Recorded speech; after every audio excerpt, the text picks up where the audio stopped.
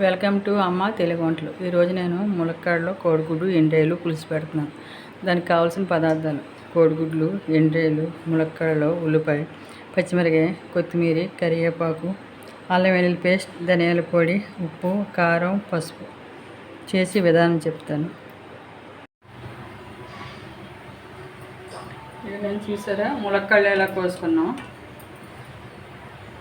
కోసుకుని ఇట్లా కడుక్కోవాలి. ఉల్లిపాయ, పచ్చిమిరకాయలు ఇలా కోసుకున్నాం. ఎండ్రాయిలు, కోడిగుడ్లు, గుడ్లు ఉడకేసుకుని తొక్కొలుచుకున్నాం. ఎండ్రాయిలు శుభ్రంగా కడుక్కున్నాం. మా స్టవ్ వెలిగించి మూకు దాకా పెట్టి ఆయిల్ వేసాను. అందులో మనము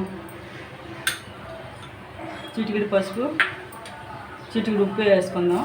ఎందుకంటే గుడ్డు కింద అంటుకోకుండా ఇప్పుడు గుడ్లు వేసుకుందాం.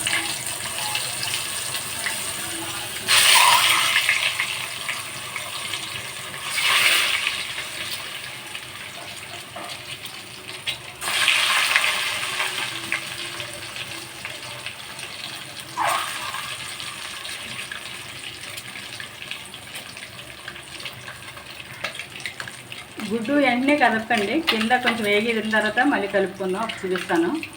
అంతవరకు అలాగే వేగినామండి. అది కాస్త వేగింది. మనం ఇప్పుడు కలుపుకుందాం. మీరు ఏం చేస్తారంటే గుడ్డు వచ్చేసిన తర్వాత దేంతో అయినా చిన్న చిన్న కన్నాలు పెట్టుకోవాలి, లేకపోతే పేలిపోద్ది. ఇలా మెల్లి కలుపుకుందాం గుడ్లన్నీ. గుడ్లు వేగిపోయినాయి. ఒక ప్లేట్లో తీసుకుందాం మనం. చూసారు ఎంత బాగా వేగింది.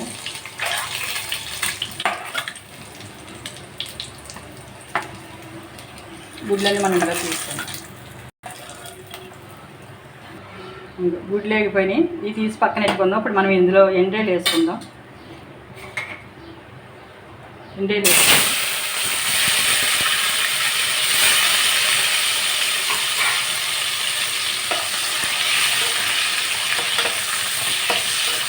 ఎండ్రాయిలు వేగిపోయినాయి కదా, వేగిపోయినాయి. ఇప్పుడు మనం ఉల్లిపాయ పచ్చిమిరపకాయ వేస్తాము.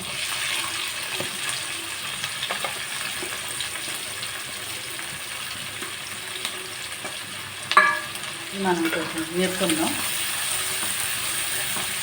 ఇందులో చూసారా ఉల్లిపాయ ముక్కలు వేగిపోయినాయి. ఇప్పుడు మనం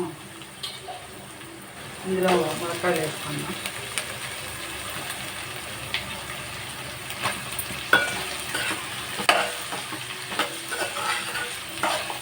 ఈ ములక్కాడలు ఇలాగా ఆయిల్లో ఒక 5 నిమిషాలు అలా మగ్గనిద్దాం.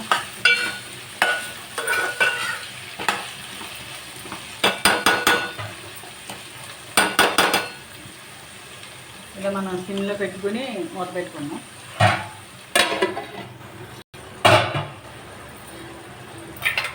క్షణం ఆయిల్ ఉడికింది కదా, మనం కొద్దిగా ఉప్పు, కారం అన్నీ వేసుకున్నాం.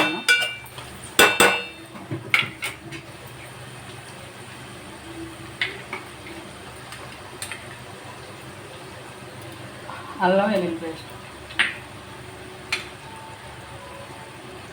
ధనియాల పొడి. మీకు ఎంత కావాలంటే అంత వేసుకోవచ్చు. కొంచెం కొంచెం సరిపడుతుంది దీనికి. కారం మనకి ఎంత తినగలిగితే కారం అంత, మన రుచికి సరిపోయేంత. అంటే కారం, ఉప్పు, పులుపు ఒక్కొక్కళ్ళు ఒక్కొక్కలా తింటారు. అందుకని నేను కొలతలు చెప్పలేను. ఒకళ్ళు తింటారు, ఒకళ్ళు తక్కువ తినొచ్చు, ఒకళ్ళు ఎక్కువ తినొచ్చు. కొద్ది కరివేపాకు వేసుకుంటాం. ఒక క్షణం ఇలా పట్టింది.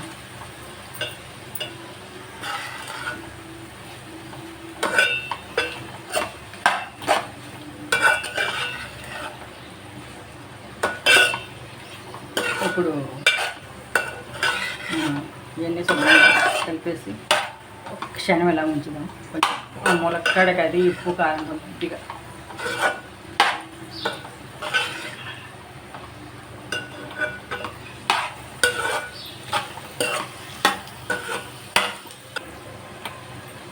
మనం ఒక చుక్క నీళ్ళు వేసుకుందాం.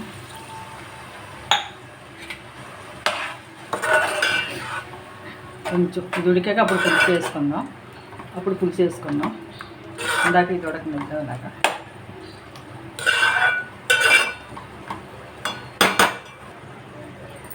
చూద్దాం ఒకసారి. చూసారా ఉడుకుతుంది. ఉప్పు కారం అవన్నీ ములక్కాడ లాక్కుంటుంది, బాగుంటుంది అన్నమాట. మనం ఒక గిన్నెలోకి పులుసు తీసుకుని ఉంచుకుందాం. ఇప్పుడు ఈ పులుసు వేసుకుందాం. చింతపండు ఎలా చూపించాను కదా మీకు, ఆ చింతపండు నానబెట్టి పులుసు తీసుకున్నాం.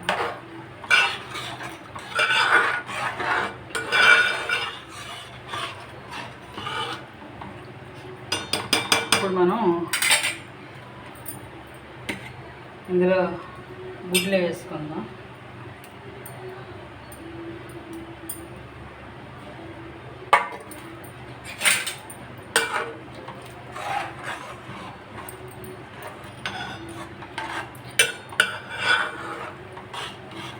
దీంట్లో కాస్త కొత్తిమీర తురుముకుందాం.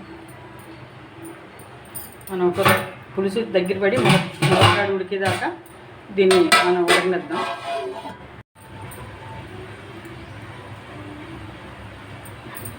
కూర రెడీ అయిందేమో చూద్దాం. ఇది అయిపోయింది కదా, కాయలు కూడా పైకి తేలుతుంది, ములక్కాడ బాగానే ఉడికింది.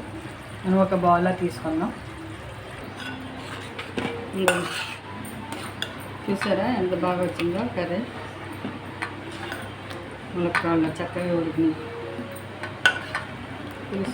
భలే స్మెల్ చాలా బాగా వస్తుంది, భలే వస్తుంది. మీరు కూడా ఇలాగ వండుకొని వర్షం వచ్చినప్పుడు తింటే ఇంకా బాగుంటుంది. మామూలు ఇప్పుడు బాగోదని కాదు, వేడి వేడి అన్నంలో వేడి వేడి పులుసు వేసి తింటే అదే వేరు. ఇలా డెకరేషన్ కోసం వేస్తున్నాను లైట్గా కొత్తిమీర. మీరు ఒకసారి గుడ్లు ములక్కాడ ఎండేలు పులుసు ఇలా పెట్టుకొని తినండి, కానీ చాలా చాలా బాగుంటుంది. మీరు ఒకసారి వండుకుని తిని ఎలా ఉందో నాకు చెప్పాలి. నాకే కాదు, ఇంకొక నలుగురికి చెప్పాలి. చాలా చాలా పడుతుంది. ఒక్కసారి వండుకుని చూడండి. లైక్ చేసి, షేర్ చేసి, సబ్స్క్రైబ్ చేయండి. మరిన్ని నోటిఫికేషన్ కోసం పక్కనున్న బెల్ ఐకాన్ క్లిక్ చేయండి.